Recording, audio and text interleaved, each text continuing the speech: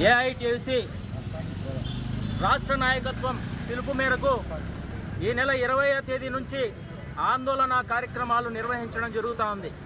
అందులో భాగంగానే ఈరోజు 24వ తేదీ స్థానిక జిల్లా కలెక్టర్ కార్యాలయం వద్ద పారిశుద్ధ్య కాంట్రాక్ట్ కార్మికులు మరియు పర్మనెంట్ అలాగే డైలీ వేజెస్ కార్మికులందరూ కూడా ఈరోజు ఈ ధర్నా కార్యక్రమంలో పాల్గొనడం జరిగింది. ఇప్పుడు ఏదైతే కూటమి ప్రభుత్వం ఉందో, మీరు అధికారంలోకి రాకముందు కాంట్రాక్ట్ అవుట్సోర్సింగ్ కార్మికులని పర్మనెంట్ చేస్తాం, పర్మనెంట్ కార్మికులు ఎదుర్కొంటున్న సమస్యలను వెంటనే పరిష్కారం చేస్తాం, 12వ PRCని వెంటనే అమలు చేసి కార్మికులకు జీతాలు పెరిగే విధంగా ప్రయత్నాలు చేస్తామని చెప్పి వాగ్దానాలు చేసి ఇప్పుడు 2 సంవత్సరాలు కావస్తాం. ఈ 2 సంవత్సరాల్లో మీరు చేసిన కాంట్రాక్ట్ అవుట్సోర్సింగ్ కార్మికులకు కానీ పర్మనెంట్ కార్మికులు కానీ మీరు ఏమైనా చేశారంటే అది శూన్యం. కాబట్టి ఇప్పుడైనా మేల్కొనాలి ప్రభుత్వం. మన రాష్ట్ర వ్యాప్తంగా దాదాపుగా అబ్కాస్లో ఉన్న 1,07,028 మంది కాంట్రాక్ట్ మరియు అవుట్సోర్సింగ్ కార్మికులను వెంటనే పర్మనెంట్ చేయాలని చెప్పి మేము డిమాండ్ చేస్తున్నాం.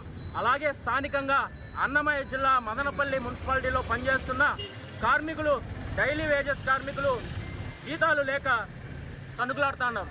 అలాగే అవుట్సోర్సింగ్ కార్మికులకు PF సమస్యలు కానీ ఇంకా మిగతా సమస్యలు కానీ ఎక్కడ వేసిన గొంగలి అక్కడే ఉంది.